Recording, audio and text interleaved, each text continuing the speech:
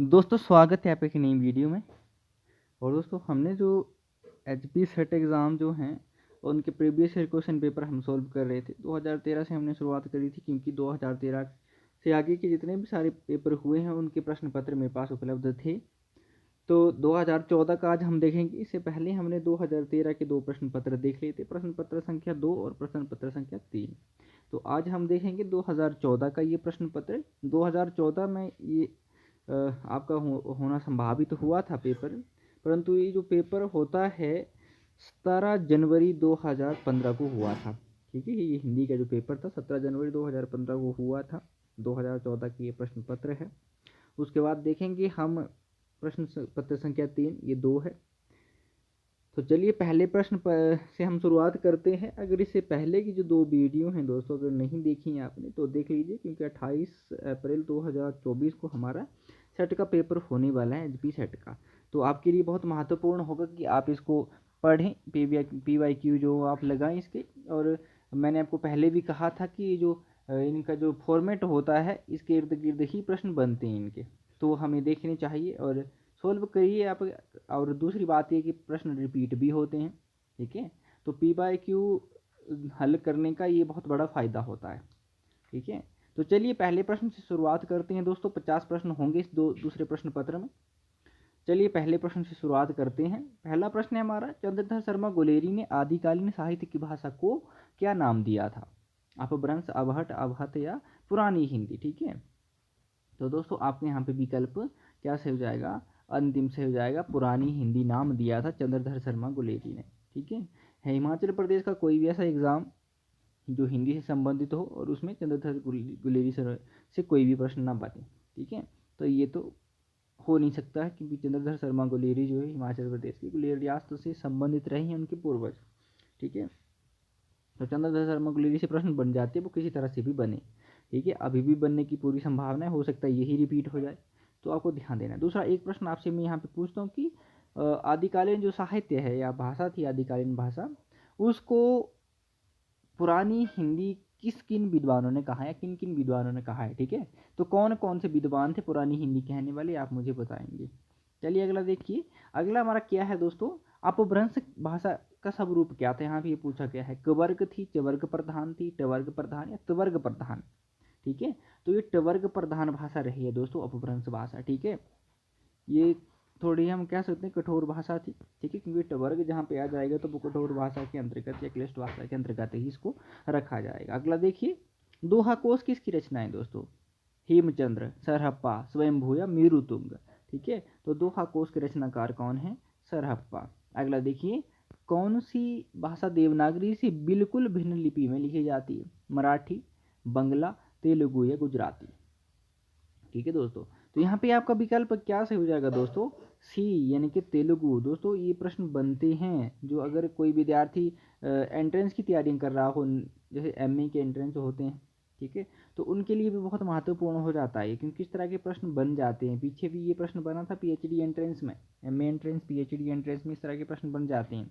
ठीक है, तो यहाँ पे क्या विकल्प आपका सही हो जाएगा? तेलुगु। देखिए मराठी जो है देवनागरी से मिलती जुलती लिपि में लिखी जाती है, बंगला भी उसी तरह से, और गुजराती तो आप ये कह के ही चलिए क्योंकि देवनागरी लिपि में ही लिखी जाती है, परंतु इसमें शिरोरेखा नहीं लगती है। ठीक है, चलिए अगला देखिए। अगला प्रश्न हमारा पंक्तियों से संबंधित है कि जुग जुग देत घटा नहीं, उभय हाथ तस कीन्ह, अहुर जो देहि जगत महा, सो सब ताकर दीन। उपरोक्त पंक्ति की भाषा क्या है दोस्तों? इस तरह से प्रश्न भी बन जाते थे, भोजपुरी, मैथिली, ब्रज या अवधी। तो इसकी भाषा है दोस्तों अवधी। ठीक है, इसकी भाषा क्या है?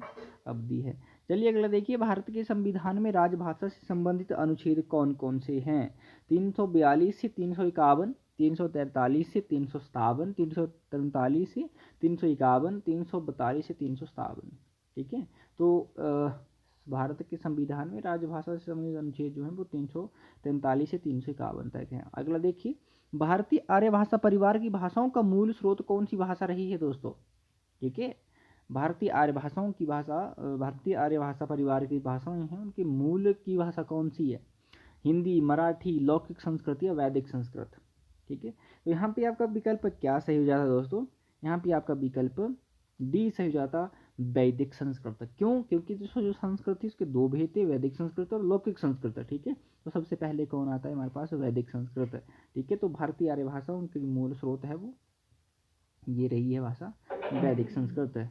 अगला देखिए दोस्तों, अगला हमारा प्रश्न है, रामकुमार वर्मा ने हिंदी साहित्य का आलोचनात्मक इतिहास में किस काल तक का इतिहास प्रस्तुत किया है? दोस्तों मैंने ये बहुत बार प्रश्न पढ़ाया अभी हुआ है, और देखिए कि यहाँ से प्रश्न बन जाते हैं। आदिकाल, रीतिकाल, आधुनिक काल या भक्तिकाल। ठीक है, तो आपका यहाँ पे विकल्प क्या सही हो जाएगा? सोचिए, वीडियो को पॉज कर लीजिएगा, उसके बाद सोचिए। और मैंने ये प्रश्न अपने जो मैं आपको दोस्तों प्रैक्टिस हट करवाता था उसमें ये सब प्रश्न बनाए थे मैंने, ठीक है, क्योंकि प्रश्न बन सकते हैं। तो भक्ति काल तक का वर्णन है, और मैंने इसके संबंध में भी आपको बताया था कि हिंदी साहित्य के जो इतिहास है ये डॉक्टर रामकुमार वर्मा का क्या था दोस्तों, इनका शोध प्रबंध था, ये पीएचडी कर रहे थे इस पर ये। ठीक है, तो इनका शोध प्रबंध था 1938 में ये पूरी कर लेते हैं, और 1940 ईस्वी में नागपुर विश्वविद्यालय द्वारा उन्हें इस ग्रंथ के आधार पर, इस शोध प्रबंध के आधार पर पीएचडी की उपाधि दी जाती है। ठीक है, तो ये पता होना चाहिए आपको। चलिए अगला देखिए, हिंदी नई चाल में ढली, ये कथन भारतेंदु ने कालचक्र पुस्तक में कब नोट किया था? ठीक है, कब नोट किया या कब नोट किया था? 1870 ईस्वी, 1871, 1873 या 1872। ठीक है, तो हिंदी नई चाल में ढली कालचक्र नामक पुस्तक में भारतेंदु हरिश्चंद्र जी ने ये 1873 ईस्वी में नोट किया था दोस्तों। ये प्रश्न इस तरह से बन जाते हैं। अगला देखिए दोस्तों, प्रजा हितैषी के संपादक कौन थे दोस्तों? ठीक है, प्रजा हितैषी ये जो पत्र था इसके संपादक कौन थे? सदल मिश्र, राजा लक्ष्मण सिंह, प्रताप नारायण मिश्र, अंबिका दत्त व्यास। ठीक है, तो प्रजा हितैषी जो ये पत्र था इसके संपादक थे राजा लक्ष्मण सिंह। ठीक है, अगला देखिए, हिंदी साहित्य का बृहत इतिहास का प्रकाशन किस संस्था ने किया दोस्तों? ठीक है, नागरिक प्रचारणी सभा, हिंदी साहित्य सम्मेलन, राष्ट्रभाषा प्रचार समिति, बिहार राष्ट्रभाषा परिषद। ठीक है, ये आपके 4 प्रश्न हैं। तो हिंदी साहित्य का बृहत इतिहास जो है दोस्तों, इसका प्रकाशन किया था नागरिक प्रचारणी सभा ने। ठीक है, और नागरिक प्रचारणी सभा ने इसको जो प्रकाशित करने के 17 खंडों में इसको प्रकाशित करने की योजना बनाई थी, परंतु 17वां जो खंड था इसका प्रकाशित नहीं हुआ। डॉक्टर संपूर्णानंद द्वारा वो लिखा जाना था। ठीक है, उन्होंने इसको प्रकाशित नहीं किया, और 16 खंडों में ही हिंदी साहित्य का बृहत इतिहास का प्रकाशन होता है। ठीक है, और इसको प्रकाशित करवाने वाली संस्था जो थी वो थी नागरिक प्रचारणी सभा काशी। ठीक है, अगला देखिए, हिंदी साहित्य के आधुनिक काल को पहली बार गद्य काल किसने कहा दोस्तों? दोस्तों इस तरह के प्रश्न बन जाते हैं, और कई बार लोगों से बहस भी हो जाती है इनके इसके संबंध में। ठीक है, हिंदी साहित्य के आधुनिक काल को पहली बार गद्य काल किसने कहा दोस्तों? यहाँ पे मैं आपको थोड़ा सा बताना चाहूँगा, मिश्र बंधु, रामचंद्र शुक्ल, हजारी प्रसाद द्विवेदी या डॉक्टर नगेंद्र। तो दोस्तों यहाँ पे आचार्य रामचंद्र शुक्ल सही हो जाएगा। ठीक है, क्योंकि देखिए आचार्य रामचंद्र शुक्ल ने अपने हिंदी साहित्य के इतिहास में दोहरे नामकरण का प्रयोग किया है। जब भी आप आचार्य रामचंद्र शुक्ल की पुस्तक को उठाओ तो एक बार जरूर देखिएगा कि वहाँ पे उन्होंने जैसे गद्य काल, ठीक है, आधुनिक काल के लिए उन्होंने गद्य काल कहा है। ठीक है, तो उन्होंने आधुनिक काल भी कहा था दोस्तों। ठीक है, क्या कहा था? आधुनिक काल के साथ साथ गद्य काल भी कहा है। ठीक है, परंतु एक बात यहाँ पे अगर की जाए तो आचार्य रामचंद्र शुक्ल ने गद्य काल ही पर ज़्यादा यहाँ पे आप मान के चलिए कि उन्होंने ज़्यादा फोकस किया था गद्य काल पे, ठीक है, आधुनिक काल के मुकाबले। परंतु जब आप उनकी पुस्तक उठा के देखेंगे तो वहाँ पे आपको आधुनिक काल भी दूसरी तरफ देखने को मिल जाएगा। उसी तरह से वीरगाथा काल के साथ साथ उन्होंने आदि काल भी नाम दिया है दोस्तों। ठीक है, और प्रश्न इस तरह से अगर बने कि हिंदी साहित्य के आधुनिक काल को पहली बार अगर यहाँ पे आधुनिक काल ना हो, हिंदी साहित्य के आदि काल को पहली बार आदि काल किसने कहा था दोस्तों? ठीक है, तो आचार्य रामचंद्र शुक्ल सही हो जाएगा। ठीक है, अगर ये कहें हम कि हिंदी साहित्य के आदि काल को आदिकाल नामकरण देने वाले हैं, ठीक है, तो आदिकाल नामकरण देने वाले हजारी प्रसाद द्विवेदी हो जाएंगे। यहाँ पे थोड़ी सी कन्फ्यूजन है जिसको हमें जो करना चाहिए, ठीक है, दूर करना चाहिए जिस कन्फ्यूजन को। ठीक है, अगला देखिए, प्राकृत व्याकरण किसकी रचना है दोस्तों? हेमचंद्र, सोमप्रभ सूरी, विद्याधर या सारंगधर। ठीक है, प्राकृत व्याकरण। ठीक है, प्राकृत व्याकरण से संबंधित आपका यहाँ पे प्रश्न बना है। तो प्राकृत व्याकरण हेमचंद्र की रचना है, जिसके आधार पर इन्हें प्राकृत का पाणिनि भी कहा जाता है। और किसने कहा है ये आप मुझे कमेंट के माध्यम से बताएंगे ताकि मैं आपको फिर बता सकूं। अगला देखिए, धार्मिक प्रचार के लिए रामकथा का उपयोग किस साहित्य में किया गया है दोस्तों? सिद्ध साहित्य, नाथ साहित्य, रासो साहित्य, जैन साहित्य, धार्मिक प्रचार के लिए, ठीक है, धार्मिक प्रचार के लिए। तो यहाँ पे आपका विकल्प क्या सही जाता है दोस्तों? आदिकालीन साहित्य की यहाँ पे बात की जा रही है। चारों के चारों जो काव्य धाराएं हैं आदिकालीन काव्य धाराएं हैं। तो इन काव्य धारा में राम कथा का जिक्र कहाँ पे आता है, ये आपसे पूछा गया है, ठीक है। आसान कर देता हूँ मैं, ठीक है। तो जैन साहित्य में, ठीक है। पौमचर्यो स्वयंभू की रचना, ठीक है, आप दे के चलिए, ठीक है, जैन कवि थे वो, तो आप मान सकते हैं। ये इस तरह से प्रश्न बनते हैं दोस्तों। अगला देखिए, गोरख जगायो जोग भक्ति भगायो लोग, उपयुक्त कथन किसका है? कबीरदास, तुलसीदास, सूरदास या रैदास, ठीक है। तो तुलसीदास जी का है ये। अगला देखिए, निम्नलिखित में से उस्मान की पंक्तियां हैं या हैं, ठीक है, उस्मान की पंक्तियां कौन सी हैं? ये चार आपसे पूछ ली गई हैं दोस्तों, उस्मान की, ठीक है। ये सूफी कवि थे।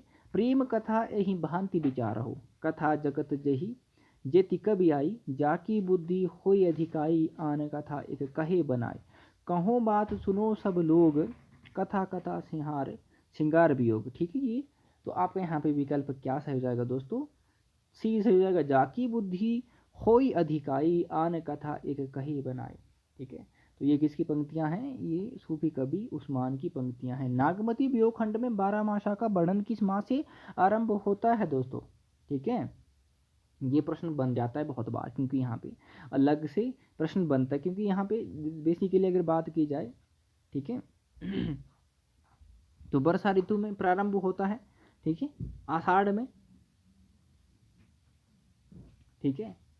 तो यहाँ पे प्रश्न बना कि 12 मासा का वर्णन किस माह से प्रारंभ होता है, ठीक है। तो ये चार आपके विकल्प थे, यहाँ पे आषाढ़ आपका सही हो जाएगा, ठीक है। अगला देखिए, संप्रदाय निरपेक्ष महाकाव्य कृष्ण काव्य के कवि हैं दोस्तों, ठीक है। संप्रदाय निरपेक्ष यानी कि किसी संप्रदाय में वो दीक्षित नहीं हुए, ये आपसे पूछा गया। तो कौन से थे? रस खान, ध्रुवदास, दामोदर दास, हरिराम व्यास, ठीक है। तो ये आपका यहाँ पे विकल्प पहला ही सही हो जाएगा दोस्तों। ये संप्रदाय निरपेक्ष कवि रहे हैं कृष्ण भक्त कवि, मीराबाई और रस खान, ठीक है। तो प्रश्न यहाँ से बन जाते इस तरह के। चलिए अगले देखिए। और दोस्तों अगर चैनल पे नए हो तो सब्सक्राइब भी कर लीजिए, और वीडियो को अगर आप चाहो तो शेयर भी कर सकते हैं, ठीक है। भक्तमाल में रामानंद के शिष्यों की संख्या कितनी है दोस्तों? भक्तमाल में रामानंद के शिष्यों की कितनी बात की गई है दोस्तों, या कितनी शिष्य गिनाए गए हैं, ठीक है, भक्तमाल में, ठीक है। 11, 14, 12 या 10, ठीक है। तो भक्तमाल में 12 शिष्य बताए गए दोस्तों, ठीक है। एक प्रश्न में आप भी यहाँ पे छोड़ता हूँ, एक प्रश्न आपको देता हूँ कि वो कौन सा ग्रंथ है या कौन से विद्वान हैं जिन्होंने रामानंद के 12.5 शिष्य बताए हैं? 12.5 शिष्य बताने वाला वो कौन सा ग्रंथ है या कौन से विद्वान है, ये आप मुझे बताएंगे। अगर आपको पता ना हो तो आप मुझे कमेंट में पूछ सकते हैं, मैं आपको बता दूंगा, ठीक है। परंतु आपको पूछना पड़ेगा, जब आप पूछेंगे तो ही मैं कमेंट पिन करूंगा, नहीं तो मैं समझूंगा कि आपको आता है। चलिए अगला देखिए, श्रृंगारस के ग्रंथों में जितनी ख्याति और जितना मान बिहारी सतसई का हुआ उतना और किसी का नहीं, ये कथन किसका है? विश्वनाथ प्रसाद मिश्र, रमाशंकर शुक्ल रसाल का, बच्चन सिंह का और रामचंद्र शुक्ल का, ठीक है। तो ये कथन आचार्य रामचंद्र शुक्ल जी का ही है। अगला देखिए, रीति सिद्ध कवि हैं। रीति सिद्ध कवि कौन से हैं?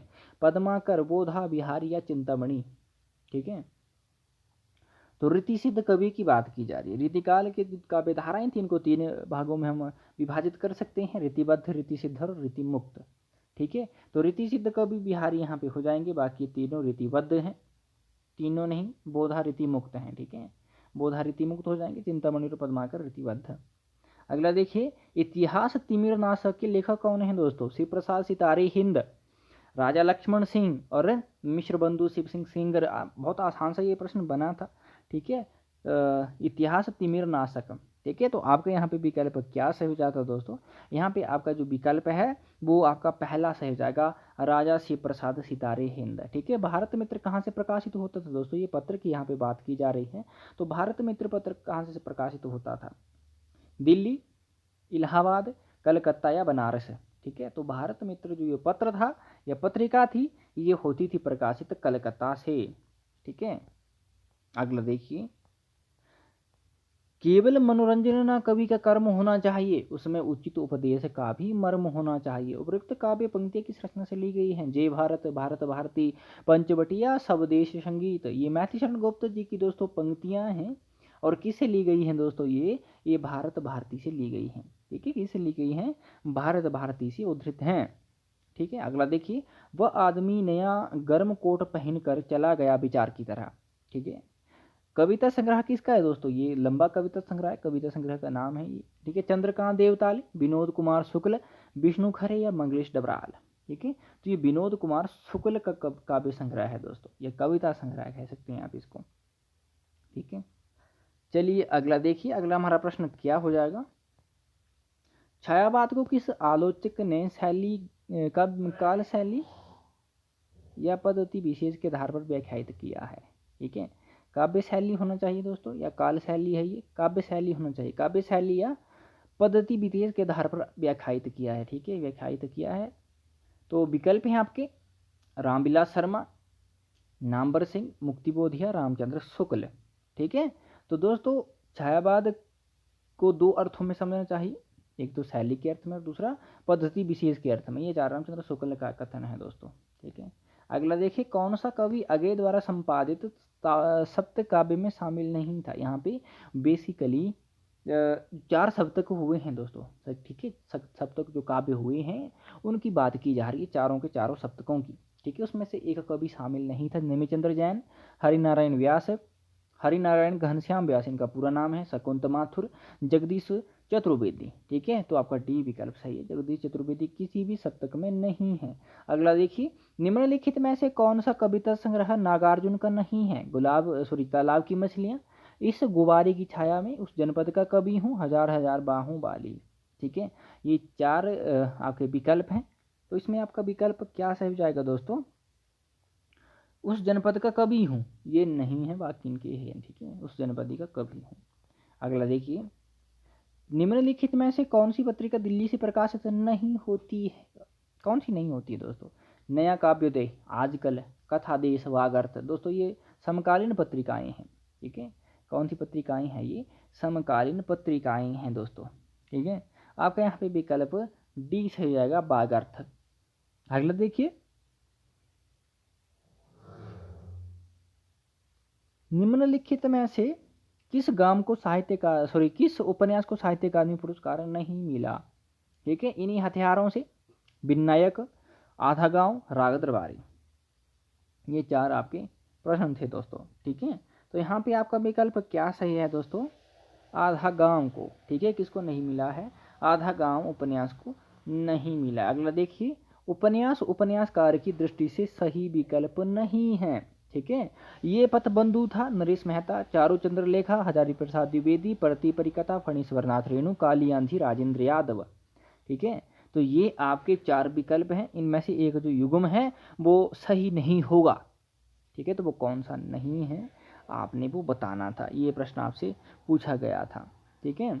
काली आंधी राजेंद्र यादव का उपन्यास नहीं है, ठीक है। अगला देखिए कि इस उपन्यास की कथा भूमि महानगर केंद्रित नहीं है दोस्तों, ठीक है, जिसमें महानगर का जिक्र नहीं है। 2 मुर्दों के लिए गुलदस्ता, अलग अलग बैतरणी, अंधेरे बंद कमरे, मुर्दा घर, ठीक है। तो ये आपसे 4 प्रश्न पूछे गए हैं, तो यहाँ पे आपका विकल्प दूसरा सही हो जाएगा, अलग अलग बैतरणी। अगला देखिए, बांगचू कहानी के लेखक कौन है दोस्तों? बांगचू कहानी के लेखक कौन है? भीष्म साहनी, शेखर जोशी, मार्कंडे या अरुण प्रकाश, ठीक है। तो आपका विकल्प पहला ही सही हो जाएगा कि भीष्म साहनी जी की काव्य संग्रह कहानी संग्रह भी और कहानी भी, ठीक है। अगला देखिए, निम्नलिखित में से उदय प्रकाश की कहानी है। दुनिया की सबसे हसीन औरत, पॉल गोमरा का स्कूटर, 25 चौके 150, फातिमा बाई कोठे पर नहीं रहती, ठीक है। तो दोस्तों आपके यहाँ पे विकल्प बी सही हो जाएगा, पॉल गोमरा का स्कूटर।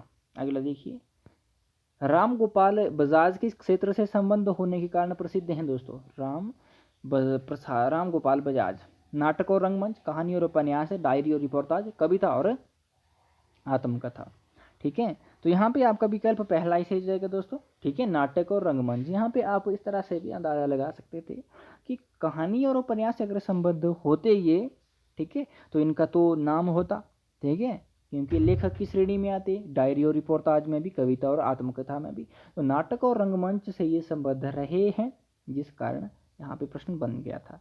अगला देखिए, प्रेमचंद के फटे जूते निबंध के लेखक कौन है दोस्तों? शरद जोशी, नरेंद्र कोहली, कुबेरनाथ राय या हरिशंकर परसाई, ठीक है। तो प्रेमचंद के फटे जूते दोस्तों ये हरिशंकर परसाई जी का व्यंग्यात्मक निबंध है, ठीक है। इसको आप व्यंग्यात्मक निबंध की श्रेणी में रख सकते हैं दोस्तों, ठीक है।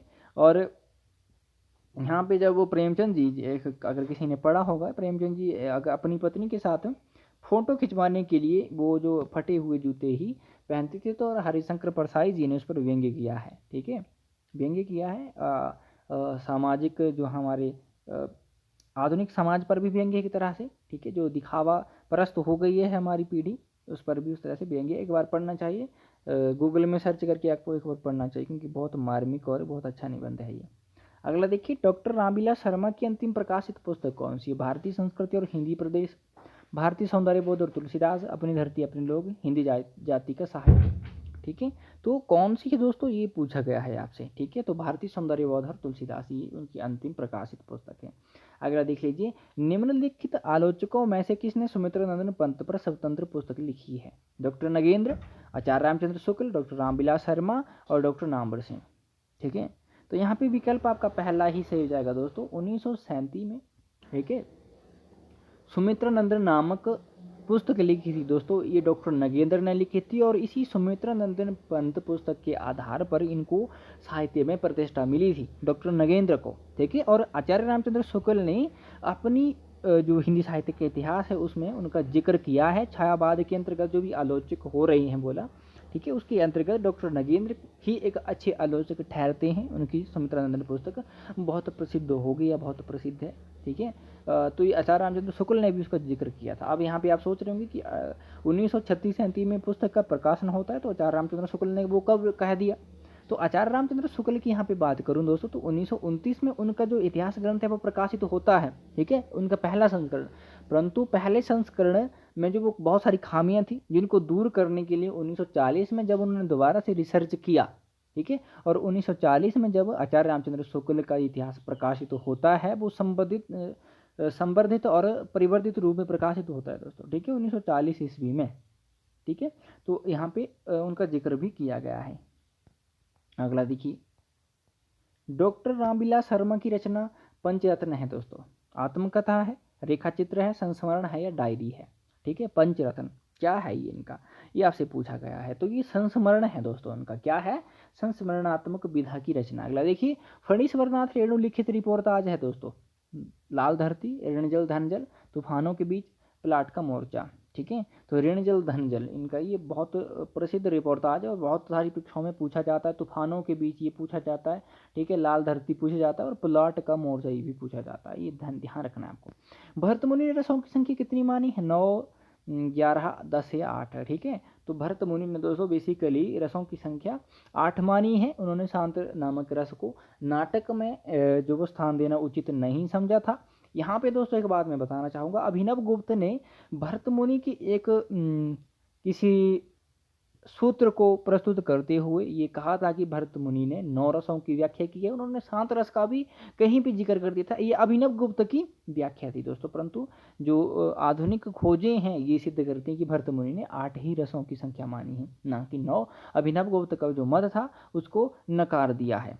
अगला देखिए, भरत मुनि के व्याख्याकारों में से भुक्तिवाद के प्रवर्तक हैं दोस्तों। रस निष्पत्ति के जो भरत मुनि के जो रस निष्पत्ति संबंधी सूत्र था, विभावानुभाव्य विचारी संयोगात रस निष्पत्ति, उसमें से भुक्तिवाद के प्रवर्तक। ठीक है, रस निष्पत्ति के जो व्याख्याता आचार्य हुए हैं, 11 व्याख्याता आचार्य हुए, उनमें से 4 प्रसिद्ध हुए, भट्टलोलट, शंकुक, नायक और अभिनव गुप्त। ठीक है, तो उनमें से अलग अलग जो ये 4 विद्वान हैं, इन्होंने किसी ने भुक्तिवाद से रस निष्पत्ति मानी।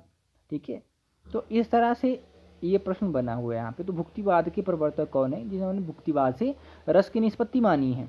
भट्टलोलट, शंकुक, भट्टनायक है या अभिनव गुप्त? ठीक है, तो दोस्तों आपको यहाँ पे नायक सही हो जाएगा, भट्टनायक ने। ठीक है, कविता में बिंब ग्रहण होता है, अर्थ ग्रहण नहीं, उपयुक्त कथन किसका है दोस्तों? ठीक है, कि कविता में क्या होता है? बिंब ग्रहण होता है, अर्थ ग्रहण नहीं। उपयुक्त कथन के लेखक कौन है? कुमार बिमल, डॉक्टर नगेंद्र, केदारनाथ अग्रवाल और रामचंद्र शुक्ल।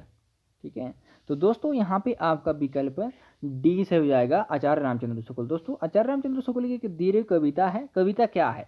ठीक है, एक लंबी कविता है वो, सॉरी लंबा निबंध है वो उनका। ठीक है, कविता नहीं कहेंगे, निबंध है। ठीक है, चिंतामणि जो आचार्य रामचंद्र शुक्ल के 4 भागों में वर्तमान तक उनके निबंध संग्रह प्रकाशित होते हैं या उपलब्ध होते हैं हमें, उनमें से कविता क्या है, पहले भाग में ये संकलित है, ठीक है, चिंतामणि के। तो उसमें ये कहा गया कि कविता बिंब ग्रहण है, अर्थ ग्रहण नहीं। जब आप पढ़ेंगे तो आपको यहाँ से प्रश्न बन जाते हैं, ठीक है। और आज की डेट में स्टेटमेंट से संबंधित प्रश्न बनेंगे, जैसे नेट में होते हैं वैसे ही सेट में स्टेटमेंट से संबंधित प्रश्न आएंगे, ये आप मान के चलिए दोस्तों।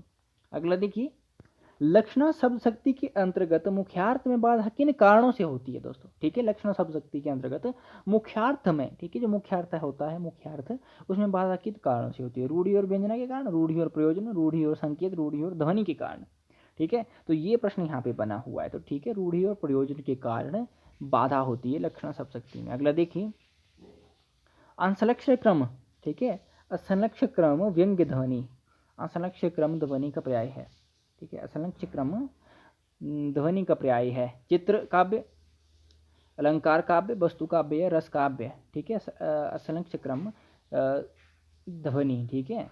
तो यहाँ पे आपका विकल्प क्या सही हो जाएगा दोस्तों, डी, ठीक है, रस काव्य। परंतु यहाँ पे होना चाहिए असंलक्ष्य क्रम व्यंग्य ध्वनि, ठीक है, यहाँ पे व्यंग्य भी होना चाहिए, तभी वो रस काव्य के अंतर्गत आएगी। ये किसने कहा था, ये आनंदवर्धन ने कहा है, ठीक है, या रस के अंतर्गत रखा है इसको, ठीक है, इस ध्वनि को रस के अंतर्गत रखा है। अगला देखिए, चलती चक्की देख के दिया कबीरा दो रोए, दो पाटन के बीच में सावत बचा न कोई। दोस्तों ये प्रश्न बना है बहुत बार, ठीक है, ये पीछे भी प्रश्न पूछा गया था। उपयुक्त पंक्तियों में कौन सा अलंकार है, अनुयुक्ति अलंकार, समासोक्ति अलंकार, अत्युक्ति या वक्रोक्ति, ठीक है। चलती चक्की देख के दिया कबीरा रोए, दो पाटन के बीच में सावत बचा न कोई, ठीक है। तो यहाँ पे कौन सा अलंकार होना चाहिए, आप ध्यान से देखिए दोस्तों, यहाँ पे इसमें दोस्तों अनुयुक्ति अलंकार है। अनुयुक्ति यानी कि यहाँ पे ये जो चक्की की बात की जा रही है, बेसिकली चक्की की बात नहीं हो रही है, ये मनुष्य के जीवन मरण के नश्वर शरीर की यहाँ पे बात की जा रही है, ठीक है। अगला देखिए, द डेथ ऑफ ऑथर, लेखक का अंत निबंध के लेखक कौन है, मिशेल फूको, जॉक देरिदा, रोलावार्थ या लियोतार्द, ठीक है, ये आपके विकल्प हैं, ठीक है। तो आपका यहाँ पे विकल्प सी सही जाएगा, रोलावार्थ की ये रचना है दोस्तों, ये निबंध है। समाजवादी यथार्थवाद के समर्थक हैं, समाजवादी यथार्थवाद के समर्थक कौन हैं, मैक्सिम गोर्की, रोमन याकोब्सन, ठीक है, ईवी कोनराद और लियोन त्रोत्स्की, ठीक है, ये चार आपके विकल्प है। तो समाजवादी यथार्थवाद के जो समर्थक विद्वान हुए हैं वो मैक्सिम गोर्की हुए हैं, ठीक है, ये रूस के लेखक थे, ठीक है।